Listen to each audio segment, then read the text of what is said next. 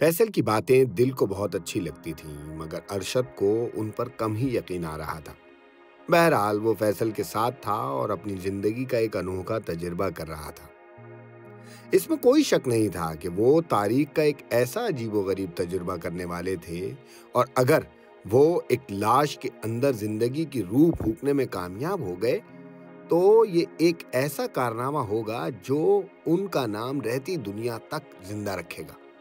مگر سوال یہ تھا کہ کیا وہ اس کارنامے سے انسانیت کی خدمت کر سکیں گے؟ کہیں ایسا تو نہیں ہوگا کہ لاش ان کے قابو سے باہر ہو جائے؟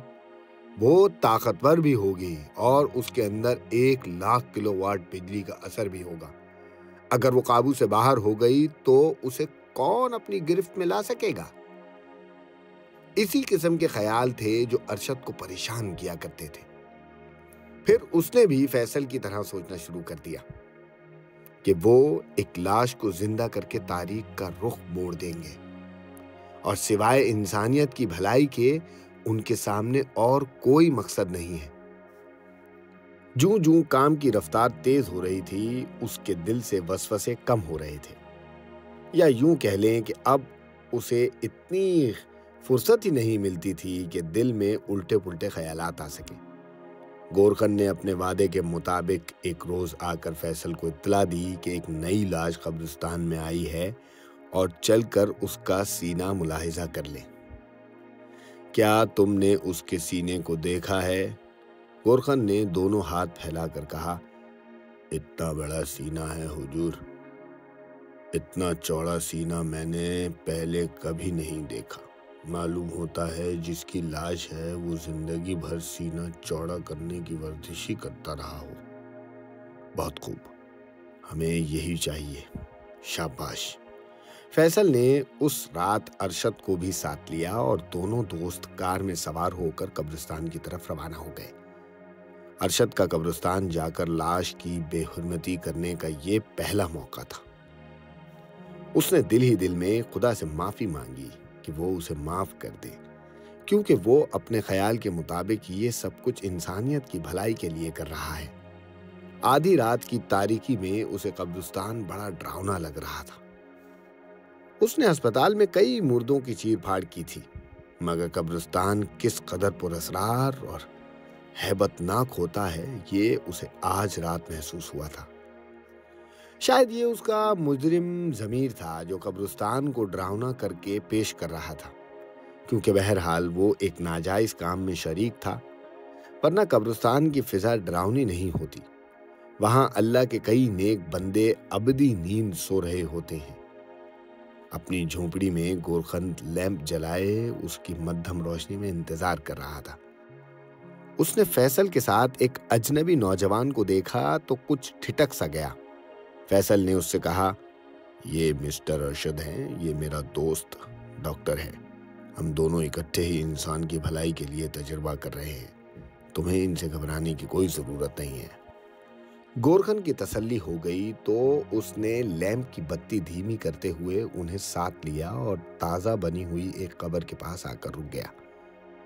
یہ ہے حضور، وہی قبر ہے جس کا میں نے آپ کو بتایا، اجازت ہو تو اسے کھود ڈالوں؟ ہاں ضرور، کھودو۔ گورکھن نے کھدال اٹھائی اور قبر کھودنی شروع کر دی۔ قبر پوری کھودنے کے بعد گورکھن نے لاش پر سے کفن ہٹا دیا۔ یہ واقعی کسی بہت جوان باڈی بلڈر کی لاش تھی۔ اس کا سینہ عام جوان آدمی کے سینے سے 1.5 گنا چوڑا تھا۔ اپنی آنکھوں سے دیکھ لیجئے حضور، ایسی لاش آپ کو سارے قبرستان میں کہیں نہیں ملے گی۔ فیصل نے جیب سے روپے نکال کر گورکھن کو دیتے ہوئے کہا، یہ لو اپنا انعام، ہم تمہارے کام سے بہت خوش ہوئے ہیں۔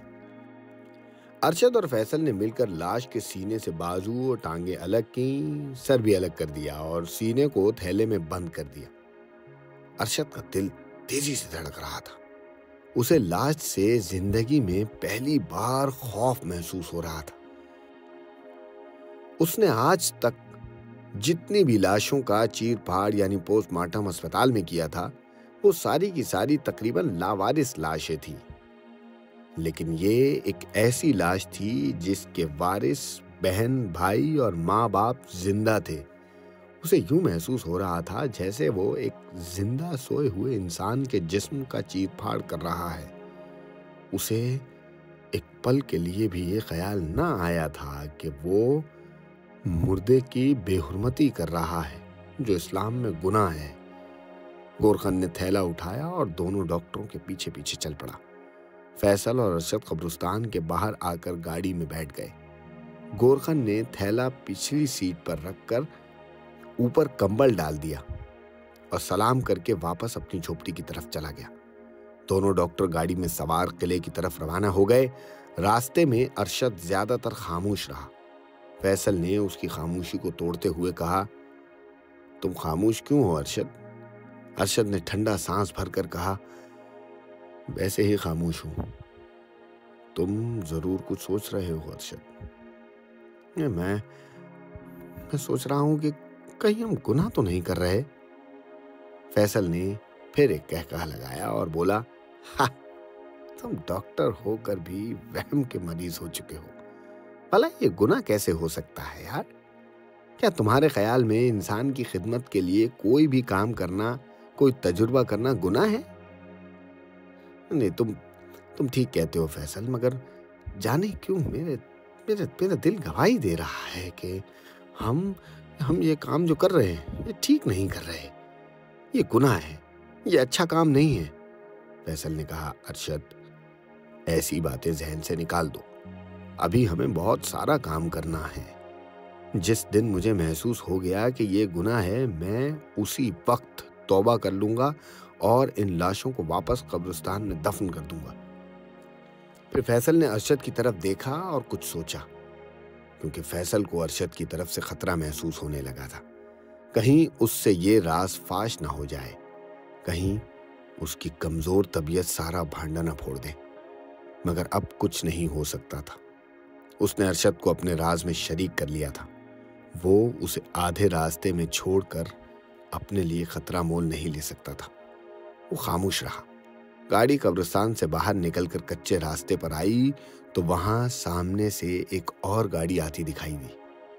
میرا خیال ہے رات کو گشت کرنے والی پولیس کی گاڑی ہے۔ پولیس کا نام سن کر ارشد کو پسینہ آ گیا۔ اب کیا ہوگا فیصل؟ ہماری گاڑی میں تو لاش پڑی ہے۔ یار تم فکر نہ کرو، پولیس تو رات کو گشت کرتی ہی ہے۔ اتنے میں پولیس کی گاڑی فیصل کی گاڑی کے آگے آ کر رک گئی۔ گاڑی کی بتیاں جل رہی تھیں۔ اس کا دروازہ کھلا اور ایک انسپکٹر پستول لگائے ٹارچ ہاتھ میں لیے باہر نکلا۔ وہ فیصل کے قریب آ کر جھک کر بولا، آپ کہاں سے آ رہے ہیں؟ فیصل نے کھڑکی میں سے باہر نکل کر انسپکٹر سے کہا، ہیلو انسپکٹر صاحب۔ انسپکٹر نے فیصل کو پہچان کر کہا، اچھا فیصل صاحب آپ ہیں، آپ آدھی رات کو اس جنگل میں کدھر؟ فیصل نے حواس کو برقرار رکھتے ہوئے مسکرا کر کہا، آپ کو تو پتا ہے انسپکٹر صاحب، میری والدہ قبرستان میں دفن ہے اور میرا کاروباری مصروفیات کی وجہ سے ادھر کم گزر ہوتا ہے، تو جب کبھی جس وقت بھی باہر سے آتا ہوں تو یہاں قبر پر فاتحہ پڑھنے آ جاتا ہوں۔ اور یہ آپ کے ساتھ آپ کے دوست ہیں؟ اوہو، ان سے تعارف کرانا تو میں بھول ہی گیا، یہ ہے میرے دوست doctor Arshad. Hello doctor. Hello inspector. ٹھیک ہے ڈاکٹر فیصل، آپ گھر جا کر آرام کریں، ہمارا تو کام ہی راتوں کو گشت لگانا ہے۔ شب بخیر۔ شب بخیر جناب۔ گاڑی آگے نکل گئی تو ارشد کی جان میں جان آئی۔ اس نے رومال سے ماتھے پر آیا پسینہ پونچھا اور فیصل سے کہا، اگر اسے ذرا بھی شک پڑ جاتا کہ کمبل کے نیچے پچھلی سیٹ پر کیا ہے تو مصیبت آ جاتی، ہم ابھی گرفتار کر لیے جاتے۔ فیصل نے ہنس کر کہا، میں نے کچی گولیاں نہیں کھیلی ارشد، میرے پاس ہر سوال کا جواب موجود ہوتا ہے۔ گاڑی گیراج میں کھڑی کر کے دونوں دوست تھیلا اٹھا کر اوپر والی منزل کی لیبارٹری میں آ گئے۔ فیصل نے لاش کا چوڑا چکلا سینہ میز پر رکھ کر اس کا بغور معائنہ کیا اور بولا، خدا کی قسم ارشد، ایسے لگتا ہے جیسے خدا بھی ہماری اس تجربے میں برابر مدد کر رہا ہو۔ دیکھو تو صحیح یار، ہر شے مرضی کے مطابق ہو رہی ہے۔ میرا خیال ہے ہم بہت جلد اپنے تجربے میں کامیاب ہو جائیں گے فیصل۔ شاباش ارشد، تمہاری اس بات سے مجھے بڑا حوصلہ ہوا ہے۔ تمہیں ہمیشہ اسی قسم کی خوش آئند باتیں سوچنی چاہیے۔ فیصل نے ارشد کے ساتھ مل کر لاش کے دھڑ کو اسپرٹ سے بھرے ہوئے مرتبان میں رکھ دیا۔ فیصل نے صابن سے ہاتھ دھو کر تولیے سے پونچھے اور پھر ارشد سے کہا، اب اس لاش کا صرف سر باقی رہ گیا ہے۔ سر کیسا ہونا چاہیے فیصل؟ ظاہر ہے سر بھی اس طاقتور لاش کے مطابق بڑے سائز کا ہونا چاہیے۔ اتنا بڑا سر ہمیں کہاں سے ملے گا؟ یہ مسئلہ بھی گورکھن حل کر دے گا، تم پریشان مت ہو۔ اچھا، میرا خیال ہے اب ہمیں آرام کرنا چاہیے، میں تو بہت تھک گیا ہوں یار، ارشد نے جمائی لیتے ہوئے کہا۔ واقعی اب تمہیں آرام کرنا چاہیے ارشد، تم میرے کمرے میں جا کر آرام کرو، میں ذرا تھوڑا سا یہاں بیٹھ کر کام کروں گا۔ ہاں بھائی، جیسے تمہاری مرضی۔ ارشد خوابگاہ میں آ گیا۔ اس نے رات کا لباس تبدیل کیا اور بستر میں لیٹتے ہی گہری نیند میں کھو گیا۔ قلعے کی دوسری منزل میں لیبارٹری کی میز پر بیٹھا ڈاکٹر فیصل اپنی ڈائری میں سارے دن کا روزنامچہ لکھ رہا تھا۔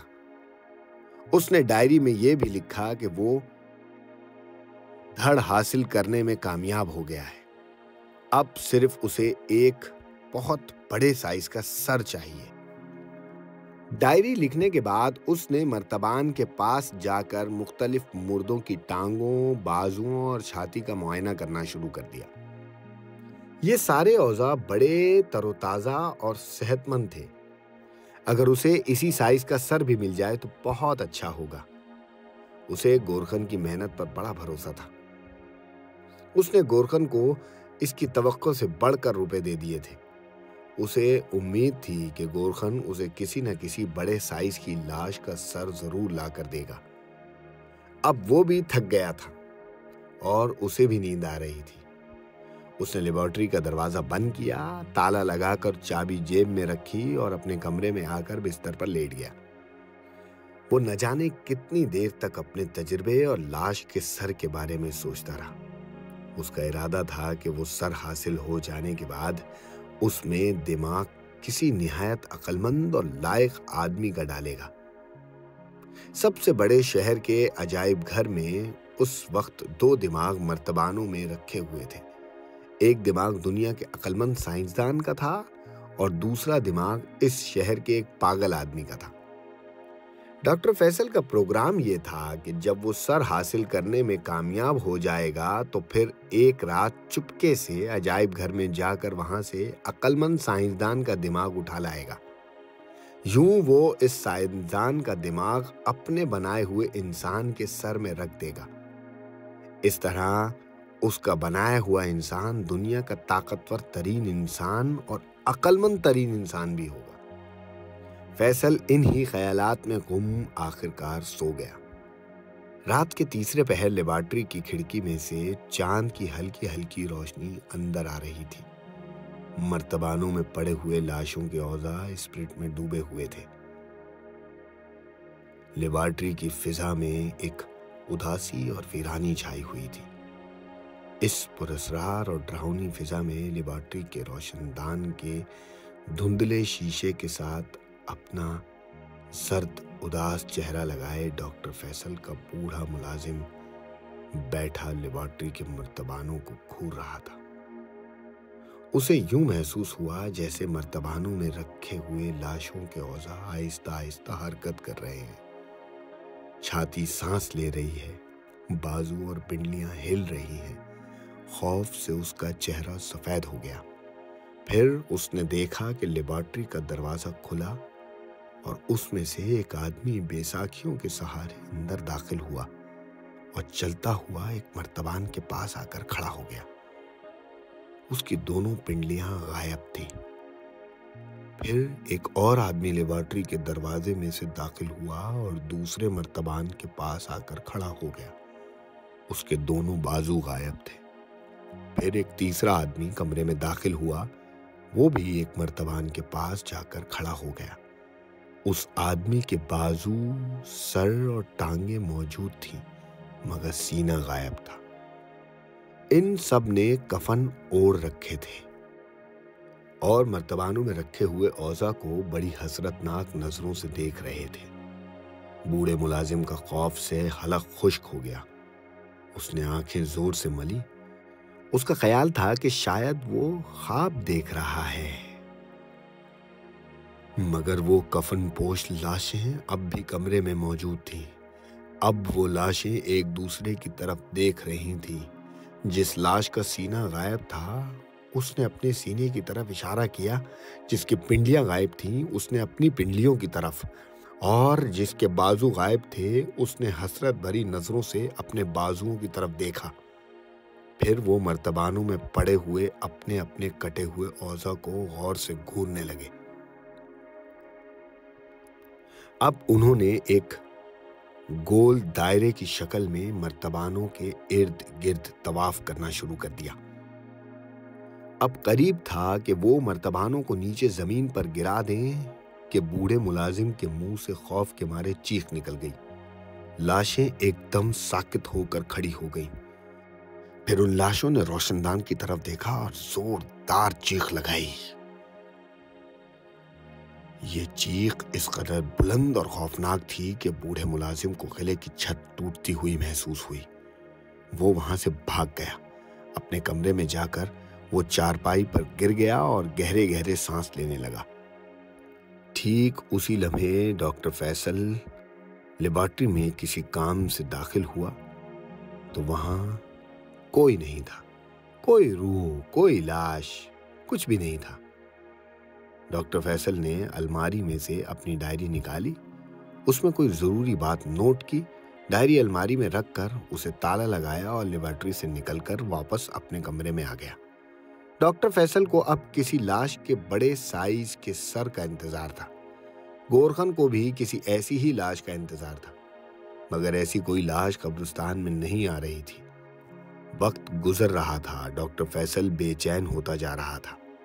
اس کی بے چینی سچی تھی، کیونکہ زیادہ وقت گزر جانے پر مرتبانوں میں پڑے ہوئے اوضاع کے خراب ہونے کا اندیشہ تھا۔ اگر وہ اوضاع خراب ہو گئے تو اس کے سارے کام پر پانی پھر جائے گا۔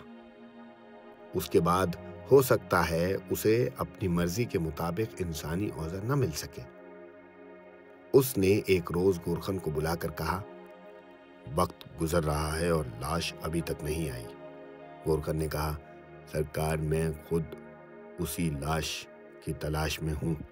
جیسے ہی بڑے سر والی کوئی لاش دفنانے آئے گا میں حضور کو اسی وقت اطلاع کر دوں گا۔ آخر کو مجھے بھی تو آپ سے انعام حاصل کرنا ہے، لیکن میں زیادہ دیر تک انتظار نہیں کر سکتا۔ پھر ڈاکٹر فیصل نے گورخن کی طرف دیکھ کر کہا، کیا تم شہر کے قبرستان سے کسی لاش کا سر حاصل نہیں کر سکتے؟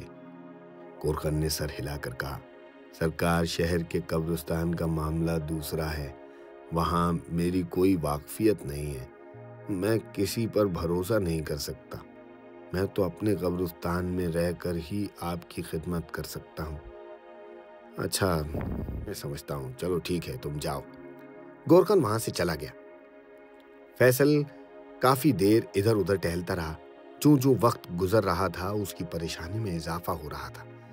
2 مہینے گزر گئے تھے اور ابھی تک اسے سر نہیں ملا تھا۔ اگر 1 ہفتہ اور سر نہ ملا تو لاشوں کے اوضاع خراب ہو سکتے تھے۔ وہ گہری سوچ میں گم تھا کہ اچانک اس کی آنکھوں میں چمک پیدا ہو گئی۔ اسے خیال آیا کہ گورخن کا سر بہت بڑا سر ہے، کیوں نہ وہ گورخن کو ہلاک کر کے اس کا سر کاٹ لے۔